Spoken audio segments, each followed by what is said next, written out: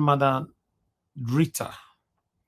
Madam Rita, please talk to us. Good evening to you. Yeah, good afternoon, Mr. Elvis, and everyone on the panel, Mommy Diaspora, and those in the comment section. Thank you very much, man. And then, saying something about, if this man goes to meet God, you don't just want him to just resign. First of all, I don't think there's anything wrong with the man from Bodilon. This is the same strategy he used when prior to the tribunal. He went to France and was quiet. He went on quiet mode. But that quiet mode is not just like he wasn't talking. He was talking. He was quiet on Nigerians, but sitting down to have to plan an evil plot against Nigeria. So it's the same thing he's doing right now. He's quiet now because he's strategizing on how to take over the Supreme Court judges. He's having meetings. Okay, let me use the word allegedly, Mr. NAIJA, what's rules? Allegedly, he's having meetings with the Supreme Court judge. He's making negotiations. He's looking for legitimacy by hook or by crook anywhere. And they've infiltrated the BBC, unfortunately. As for the BBC, I don't want to talk much about it because, anything that's man-made, at some point, no matter how big your corporation is, sometimes there may be some loss of information in the chain of command. And sometimes because people are, human beings are creatures of habit. Because you know that you have a correspondent who brings so-called facts. So when they bring anything, you just accept it without fact-checking it, forgetting that your corporation name is going to be out there. And I think this is the case. The woman who's working for the BBC, Pigeon, just put it out there. I think in the chain of command, in the chain of command in the BBC, somewhere, somehow, there was an information that was deliberately cut off, so whatever it is that they don't. Sorry that I have to cut you short. Go ahead. What you just said now, we agree with you 100% because even we will get small platform compared to BBC. 4 days ago, my correspondent in Edo State, leftist reached out to me that the tipper driver president in Edo State needed a press conference with NWATCH. I just said, take your decision and no problem. I don't have any problem with that. Guess what? I didn't ask no question. I didn't ask what the press conference is all about. I didn't ask nothing. Why? Because I trust leftists.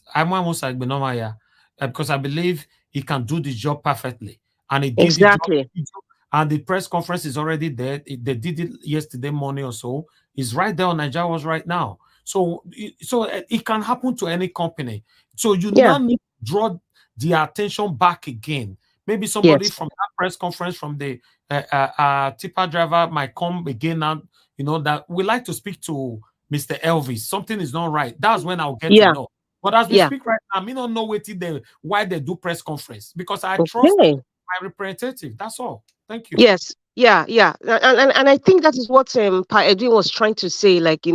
These people, they might not be complicit. I'm talking about the board of directors of the BBC, of whoever they are, might not be complicit with these lies and this propaganda that, BBC Africa or BBC Pigeon has put out there. So regardless of whatever or whomever's chain of command was missed or cut off, the main thing is that we are shouting and we are reporting. One thing that the Bola Ahmed Tinubu's team needs to realize is even if you go to the BBC, you go to the CNN, you even go and meet Elon Musk himself of X. You go and meet, what's his name, the Microsoft man, or even Mark Zuckerberg. Listen, no matter what you guys do, no matter what plot you are planning, everything will be questioned to the top. The same thing we did with CSU. CSU has removed their comment section, or rather, even the president of the CSU, Zed Scott, she has removed the comment section. They're all blocking their social media account because we want them to be accountable with what is going on. If you're on the board of directors of these companies or these entities that is giving Nigeria information, we are going to be, you know what? We are in the social media age where information is out there. Everybody's handle is there. Your email is there. Whether it's Facebook, Twitter, or Instagram, and your email, or even just email, it's there.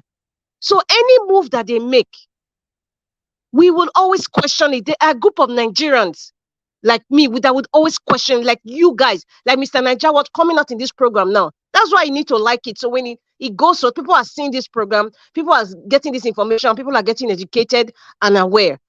So no matter what they do, every step of the way, we are going to question it. It's because this questioning has not been happening in the past, and that's why a lot of them are overwhelmed.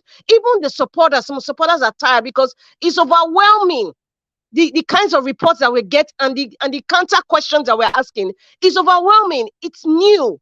Anything that's new is difficult to grasp, is difficult to accept as a norm. So that's why there's a kind of conflicting thing. People are getting so tired. Some people are giving up. No, there's a change going on. It will take a while for us to grasp and accept this change of being able to stand up for yourself, stand up for your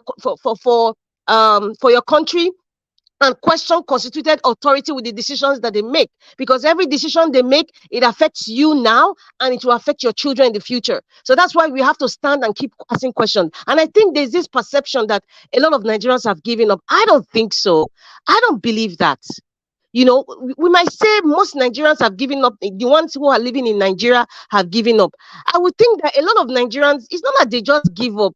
It's the body language of the kinds of administration, the kind of the PTSD from the military junta, that people like, oh, I don't want to talk. I'm aware this is not right. I'm aware this apparition in Aso Rock is not even a Nigerian. He's a certificate forger. He's an identity thief. I'm aware, but I wouldn't say anything, but I am aware. But I can't do anything, on my own. Perhaps I don't have the political will, or I don't have the financial power or independence to do what Atiku is doing, so they keep quiet. But I think they are aware. So let it not be like, we should stop giving this impression that Nigerians have given up. Perhaps the ones sitting in the beer parlor, they've given up in such a way, they are aware, but how can they pour their frustration by just going to drink 3-3 and just like, what, it is what it is. I don't have money to even leave Nigeria, so I might as well stay in this shithole. So it's not like they're not aware, and that's why you see everything that's going on now, every information that's coming out, people are asking questions. You go on Twitter, you see people are asking questions, they're writing letters, they're questioning everything. It means that people are aware. It means that a lot of people are passionate and are very angry with this entity from Bodilon Avenue that has just messed up a lot of things and made Nigeria, so in fact they've disrespected Nigeria. Cameroon, name it, Niger, everybody's disrespecting Nigeria because of one person's wicked ambitions with his conglomerate who are giving him that power to do what he's doing. And that is why you see young elder, people like young elder.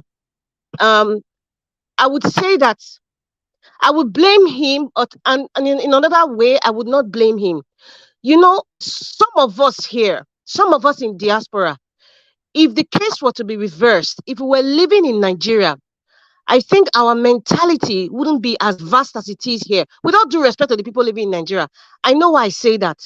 The Nigerian environment, we know that it's only money that speaks. Truth is no longer revered. Even the ones that we so-called revere, we are not allowed to question them. There's this kind of subservient nature based on our culture, like Professor of Rice and Beans, just because he has a bleached white hair, just because he's a Nobel laureate, anything he says is the golden word. No. The same thing applies to governors, even local government chairman. Just because he's a local government chairman, you want to question, his boys around will depress you and suppress you, in the process, even physically harm you. So you will keep quiet. But somehow, social media has kind of empowered some Nigerians, sort of. And someone like Young Elder will come out. He knows he's empowered. He knows he has a following. He knows he's an influencer. But he's careful to tread properly. And I'm even thinking that because, the leadership of Edo State right now, political leadership is embedded in the PDP. Yeah, the government is the PDP. If it was the reverse, it was an APC government in Edo State, I don't think people like Young Elder will be talking the way he spoke, because he knows what is going to come to him. That is the environment we are in, and that's why he could talk and say what he was saying, and he understands his environment. That's why he said, "Make we leave him." Do you know why? It's because Nigerians, most of us, and it's true, and I'm not I'm not an exception. Most of us over the years growing up, we're in 2023, a child who is 23-year-old, lives in Nigeria. He doesn't know anything outside the Nigerian culture, the political system, and the social system. The social, no, they don't know nothing about it. They can only use their Android phones and hope and see it, but they have not lived it. There's a difference. Most of us are not used to elders fighting to the end. Even the ones that have fought till the end, like the late Gani Fawehinmi, like Fela and Anikulapo Kuti, that have fought to the end, they were always standing alone. So that's why there's this thing of, make we just rest, make we just leave on. Okay, now make we rest for the matter. So it is overwhelming already. Anyway, there's so much fear, there's so much attack from left, right, center, and it's even worse when you are so-called, in quote, nobody in the society. You don't have money, you don't have no influence, your father is a nobody, or somebody will tell you who's your father.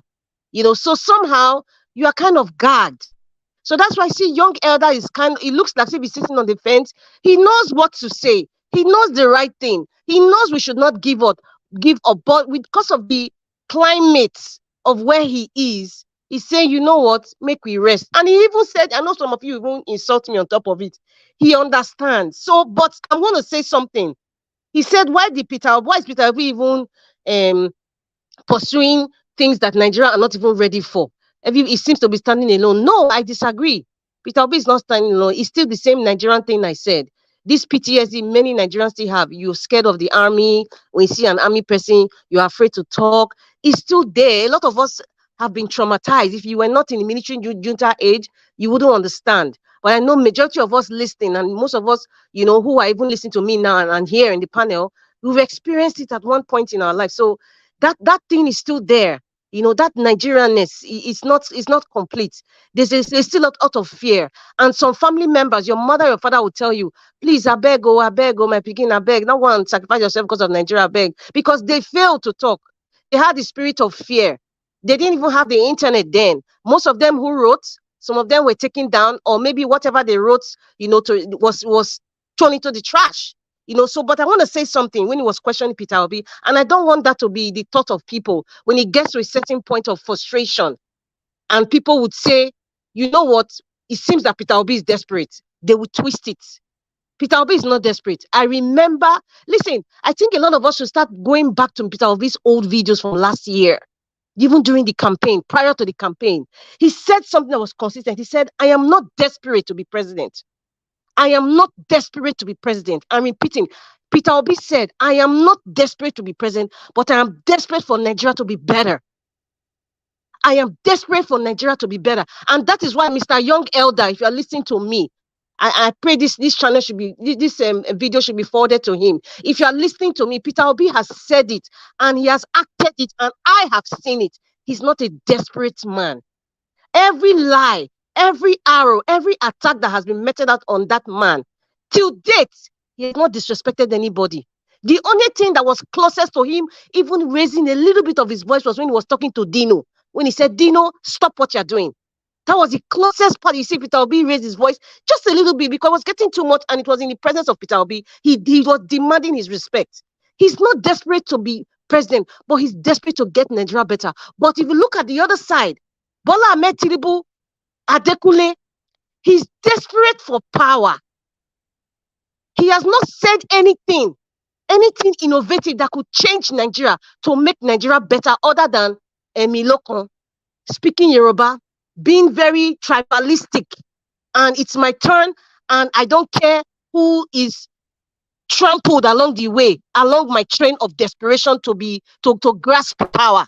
He has not done anything for Nigeria but himself. Listen, Bola Ahmed Tinubu Adekunle, he does not even care about all the minions like Dele Alaki and the rest. He cares about only himself. That man is in his room there.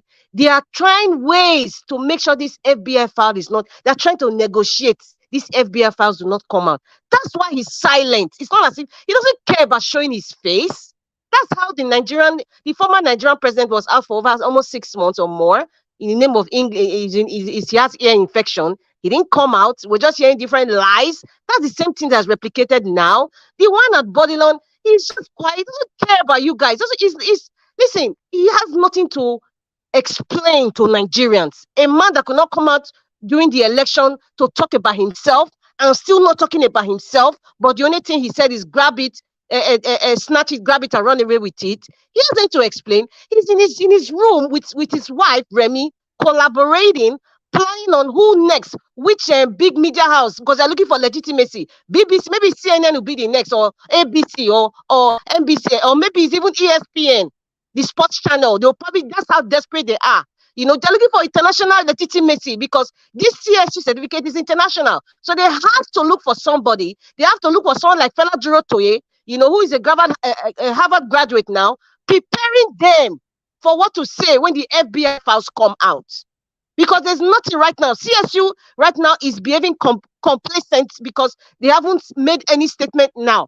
Perhaps they are gathering information from their legal team before they come out and speak. But however, Peter Obi is not desperate to be president. He's desperate to make Nigeria better. And he's only somebody who loves the people and loves his nation that will be desperate for the nation to get better. Mr. Young Elder, this is the thing you're supposed to be preaching. Do not start telling people or making decisions for people to say, make we let and rest. That make we let and rest is the worst statement that we have ever inherited. Worst statement in our generation that has landed us to where we are. Make we let and rest. The countries that we live in now, many people broke the law, but they did not let it rest. They made sure things were changed for the future generation so that the country will be better. So it's the same thing Peter Obi is doing. He's not desperate to be president, but he's desperate to make Nigeria better. Mr. Nigeria Watch that comes here 365 days plus. He's desperate not for money or for social media likes or whatever, but he's desperate for Nigeria to be better. The same thing applies to people who are coming here every day, different time zones. Mommy diaspora, different time zones. They come here every day to educate people, to inspire people, because we are desperate. I am desperate to make Nigeria better. All of us in diaspora, we have the option to stay where we are. We are comfortable, but we are Nigerians. We love Nigeria so much, and we are desperate for Nigeria to be better. That's why we come here every day. And nobody should ever tell us, make we let and rest. It's an insult to what we have been struggling for. It's an insult to what Nigeria, what Mr. Elvis have been sacrificing for to come out every day. It's an insult to all of us who come here every day to click the like button to share. It's an insult to us to say make we let and rest, make we let and go. If Peter Obi, my president, is still standing and saying I will not give up, it is not over, it is over, then I have no right to say make we let and go. That is the worst comment that we have ever inherited from our parents' generation, and that's what landed us to where we are today. And I want to say, for Tinubu's lawyers responding, it is a normal thing for them to ask the courts. I mean, they use the word beg. Bola Ahmed Tinubu's Adekule's team begs, the court to dismiss Peter Obi and Atiku's case. Is expected for respondents. I don't know, I did respondents or defendants now. I'm kind of confused, but I think the respondents to, seek for that, in the courts. It's a normal thing. You don't expect them to just be quiet when they see that, this reports from CSU that the former vice president presented. Yeah, it is normal, for them to respond and say, please, court, reject it. And I'm not going to talk about Ifeanyi Ubah, that's very, very irrelevant. Now, for the U.S. General Gregory Copley, there are certain things that I grasped from his comments.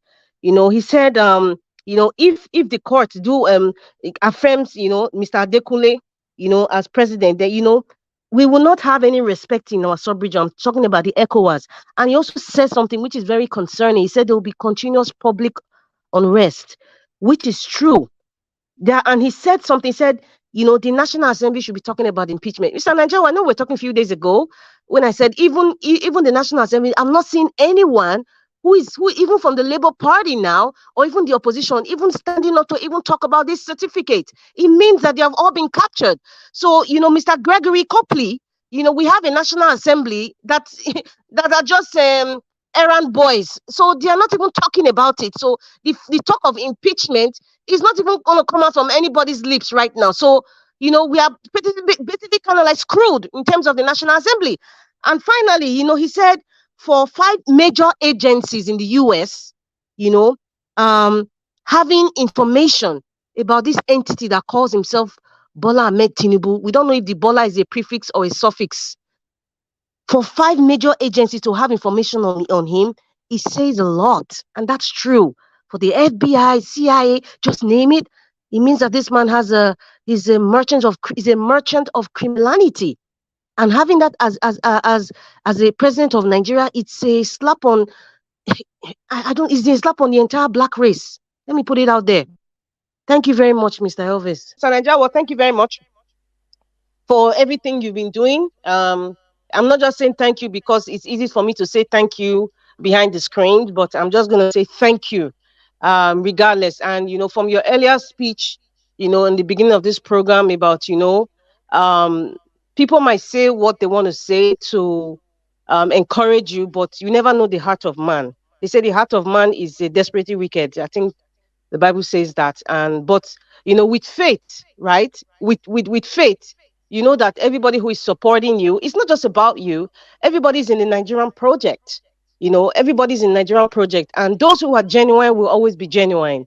You cannot know everybody's heart, but you have that faith and believe that what we are saying and what we are doing to the best of our abilities towards encouraging you is genuine. I am genuine for one, speaking for myself.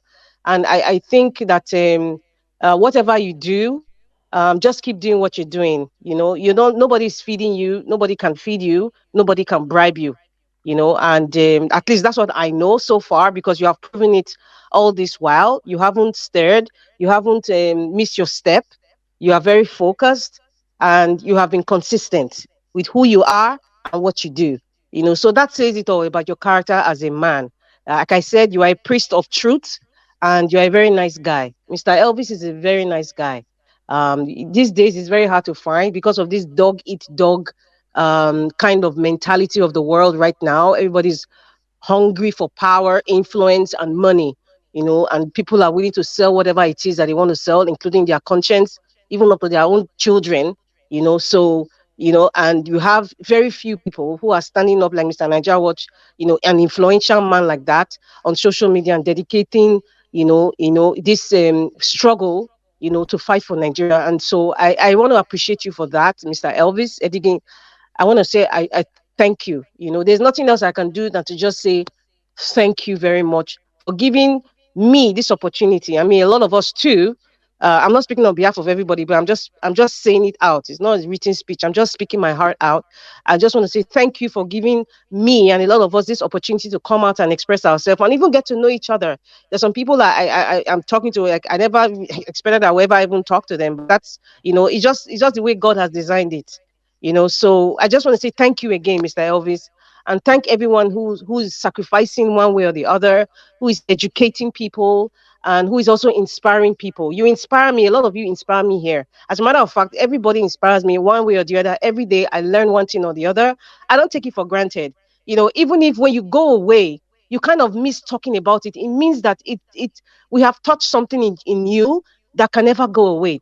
Even if you're on vacation or whatever, behind your mind, if you're a Nigeria watch and you are abreast with what's going on, you kind of miss. It's not that you're missing, it's that you are missing the fights. So that you want to be there. It shows that you care. It shows there's something in you that believes that Nigeria could be better, that believes that you have a role to play. Everybody has a role to play. There's no opinion that is stupid. There's no role that is inconsequential or it's not relevant.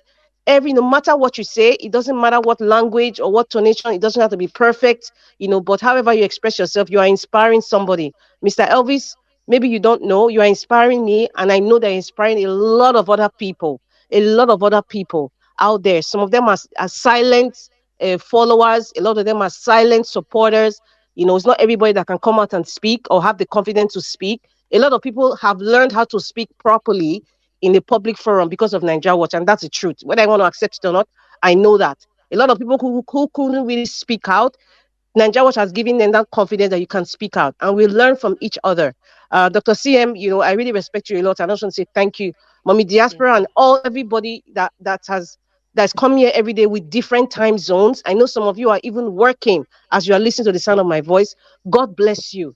God bless you. Whatever you're doing is not in vain. Everything that we are doing here, it shall not be in vain. It shall not be in vain. I use the word shall because it's present. It shall, not will. It shall not be in vain.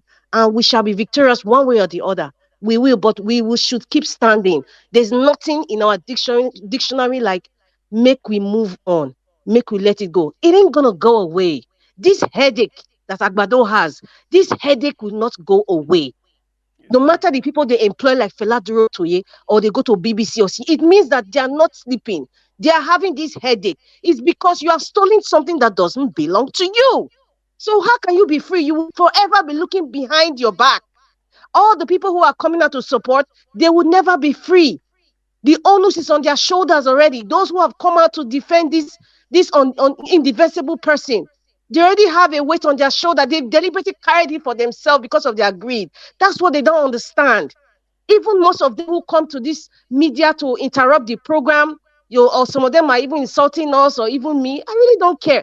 Nigeria, listen, my feelings is not above Nigeria. Nigeria is above my feelings right now. In the scheme of things, this is above it. So you can't say anything. It really doesn't matter. It doesn't. Nigeria is what matters. I love Nigeria. I want to retire and live in Nigeria.